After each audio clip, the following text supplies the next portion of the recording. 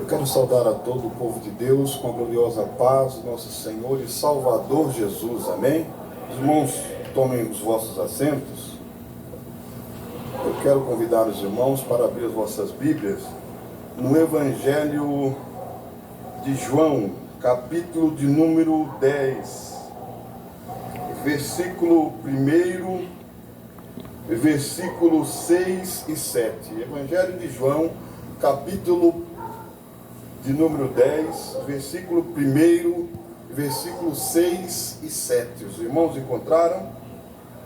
Diz a palavra de Deus: na verdade vos digo, que aquele que não entra pela porta do curral das ovelhas, mas sobe por outra parte, é ladrão e salteador.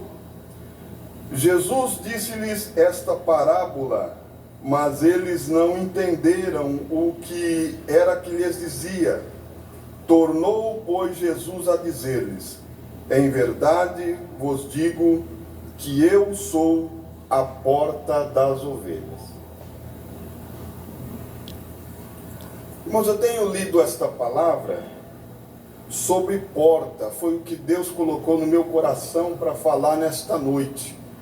Porque quando Jesus dirige esta parábola, nós vamos entendermos que é uma parábola no versículo 6, em que diz a Bíblia que os discípulos não entenderam o que Jesus queria dizer.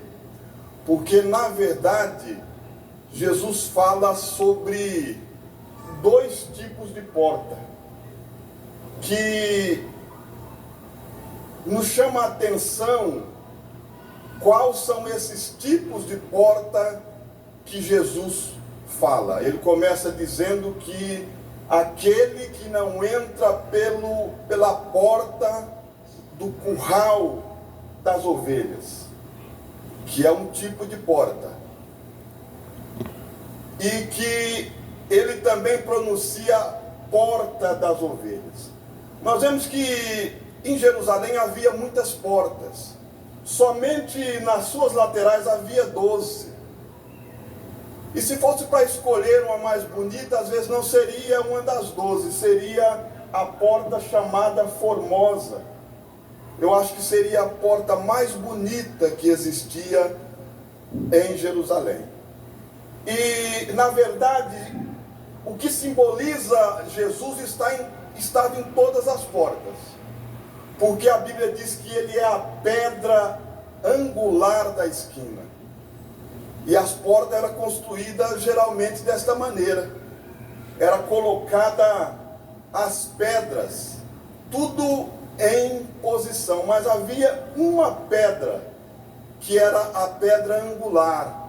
Aquela pedra segurava toda a estrutura da porta, sem ter nenhuma grama de cimento.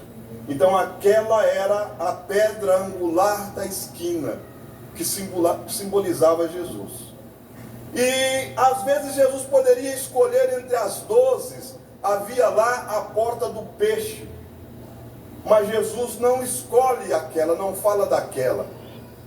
Algumas portas que poderiam ser excluídas seria a porta do lixo, a porta velha. Existia também a porta do cavalo e a porta das águas, a porta da fonte. Havia muitas portas para entrar em Jerusalém, e entre elas havia a porta das ovelhas. Esta porta, eu acredito que seria, na verdade, a menor das portas, e possivelmente não seria também a mais bonita.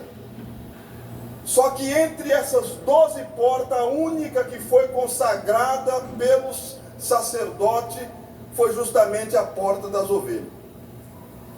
E quando nós pensamos que esta porta ela seria a mais pequena, na verdade ela era a mais pequena.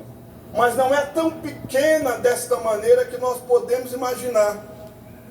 Porque pela porta das ovelhas se passava também o boi, se passava o novilho para o sacrifício, tudo que ia para ser sacrificado pelo sacerdote, as ovelhas teria obrigatoriamente de passar por aquela porta, pelas portas das ovelhas, não entraria por outra porta. E eu acredito que aonde passa um boi, passa dois homens juntos. Então ela não era tão estreita desta maneira. E só que por essa porta não passava somente os animais que iam para o sacrifício, passava também os animais que iriam para ser abatido, passavam por aquela porta, para ser comercializado. O interessante é que, ao passar naquela porta, para ir para o sacrifício, teria obrigatoriamente de passar pelo tanque de Betesda.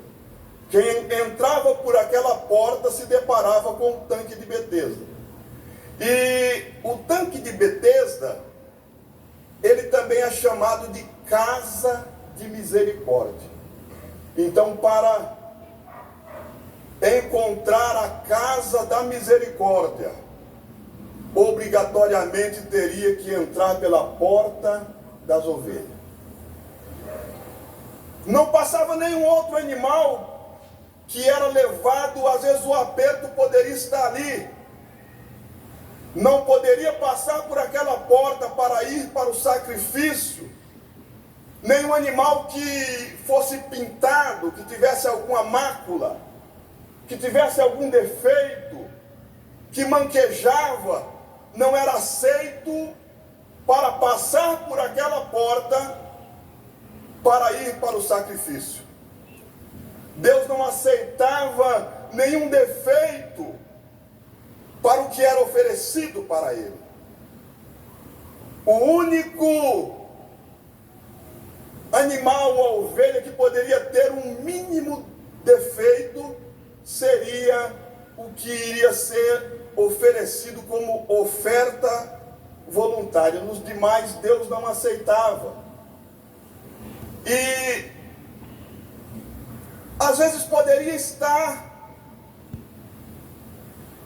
nesta porta, mas os discípulos, a Bíblia diz que quando Jesus começa falando, eu sou aquele que não entrar pela porta do curral das ovelhas, mas ele entra por outro lado, este é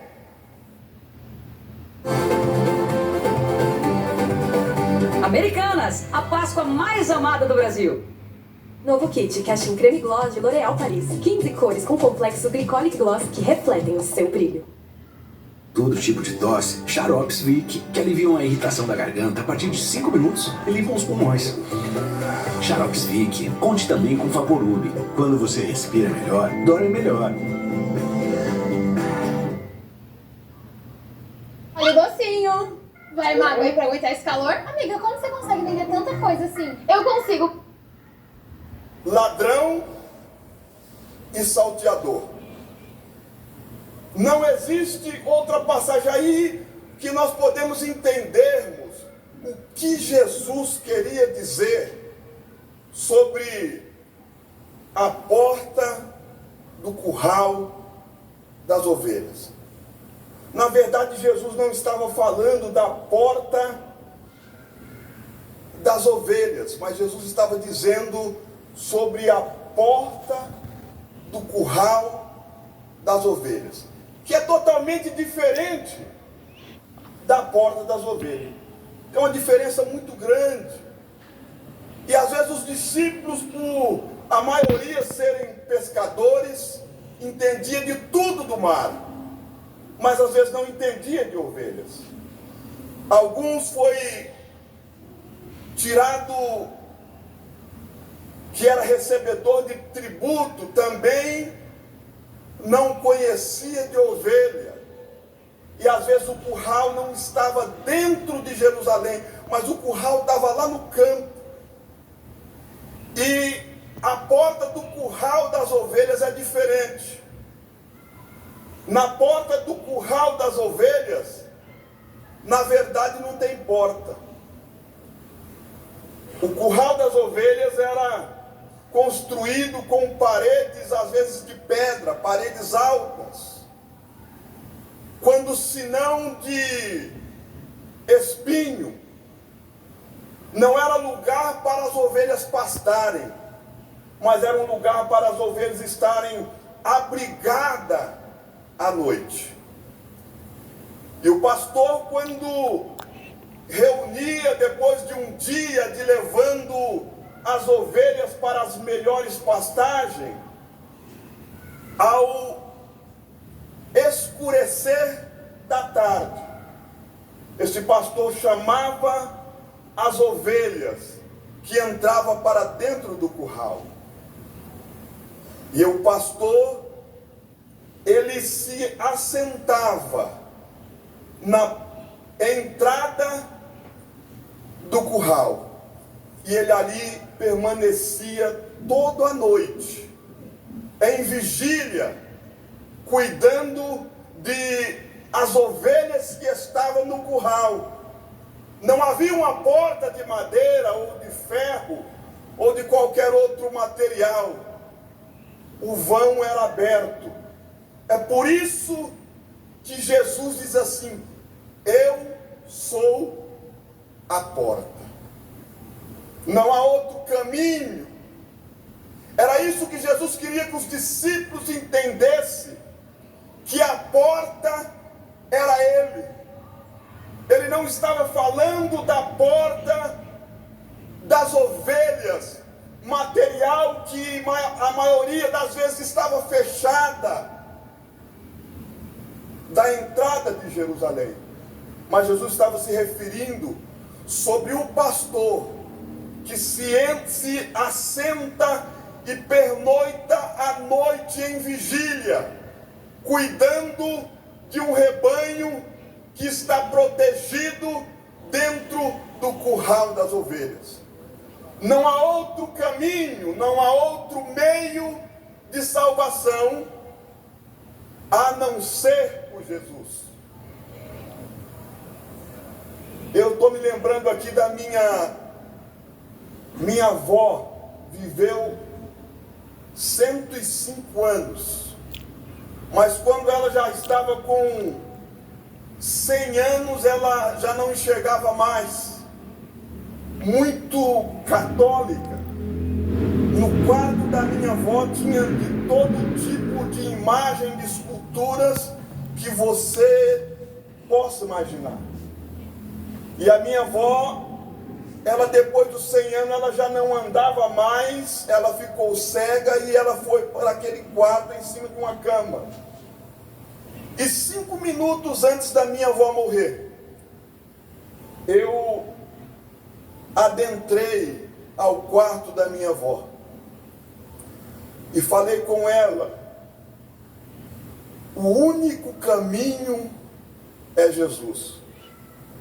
Todas estas imagens que minha avó, que a senhora serviu até hoje, elas não salvam e não levam para o céu. Preguei para minha avó nos últimos 5 minutos da sua vida e fiz um apelo para minha avó. Quando eu faço um apelo, ela recebe, e quando eu vou orar por ela, eu falei: posso orar? Ela disse, me sinalizou com a cabeça que sim.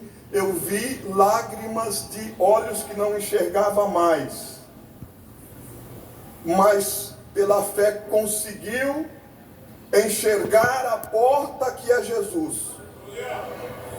Aleluia. E eu pude orar por ela nos seus últimos minutos de vida e vi lágrimas escorrer dos olhos da minha avó.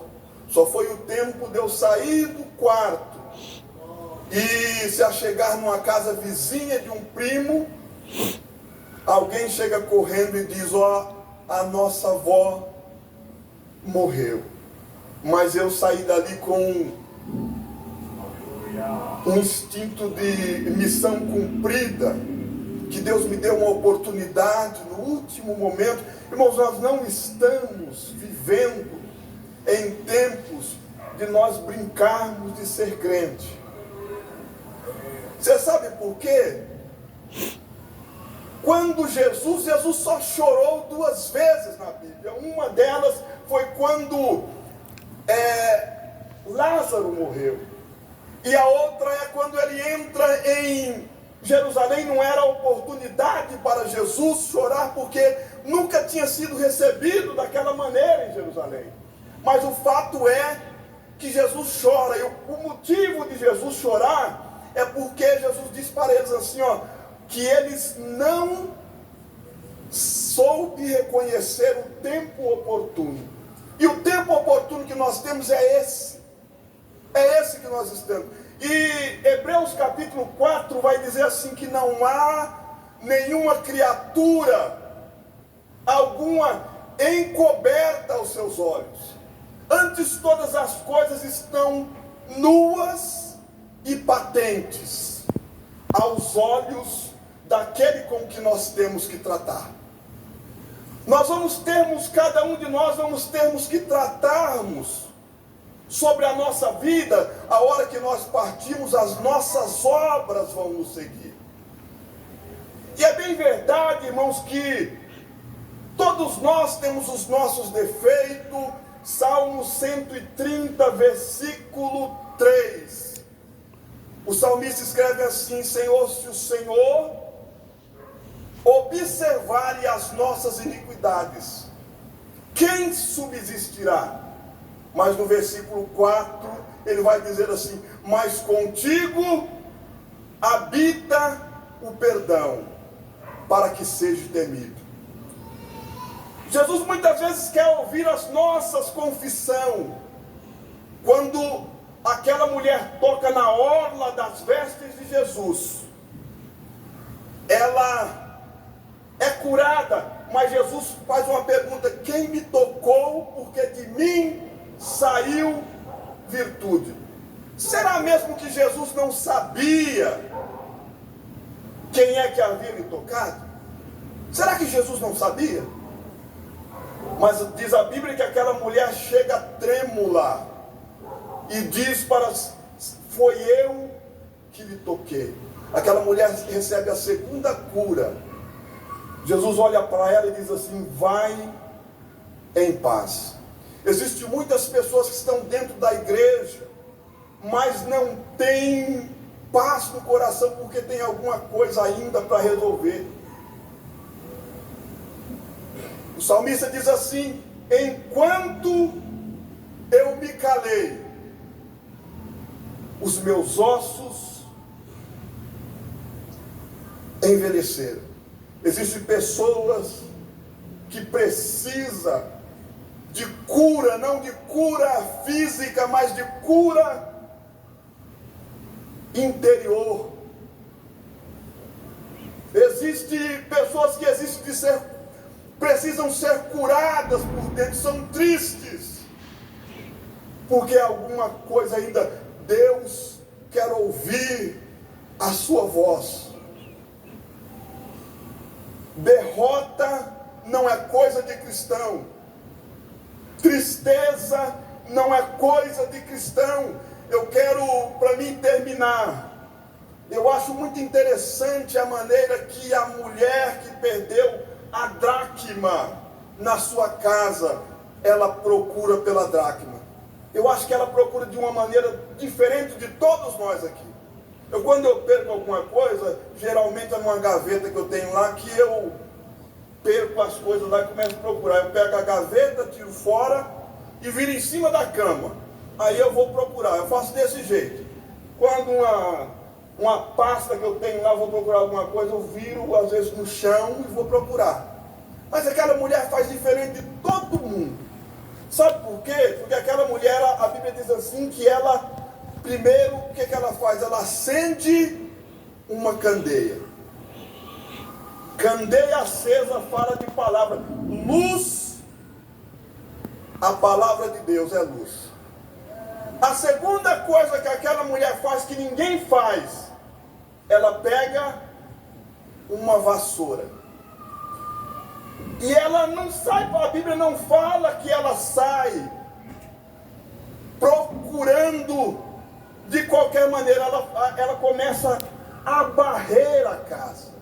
Uma candeia acesa na mão e uma vassoura na outra, ela começa a varrer. Existem muitas coisas, irmãos, que o crente perde, que às vezes não é procurar o que perdeu, é varrer a casa, procurar saber o que você deixou entrar dentro da sua casa. Ramande, cara. Aquela mulher, ela procurava assim, candeia numa mão e a vassoura noutra. Ela começa a limpar a casa. Às vezes você perdeu alguma coisa, começa a limpar a sua casa. As línguas estranhas vão voltar. Alamai tecas, tuimenavia candaramamai. Aleluia, a alegria da salvação. Aleluia, que às vezes você perdeu, ela vai voltar. As lágrimas, às vezes que não rolam mais no rosto, quando você começar a varrer a casa, ela vai voltar novamente a correr nos seus olhos. Deus tem uma alegria para você, mas nesta noite comece a varrer a sua casa. Eu agradeço a oportunidade em nome de Jesus. Aleluia. Eu quero fazer aqui um convite amável e abençoador. Se é uma pessoa que nesta noite, aleluia, que quer voltar para Jesus, aqui tem uma alma para Jesus nesta noite.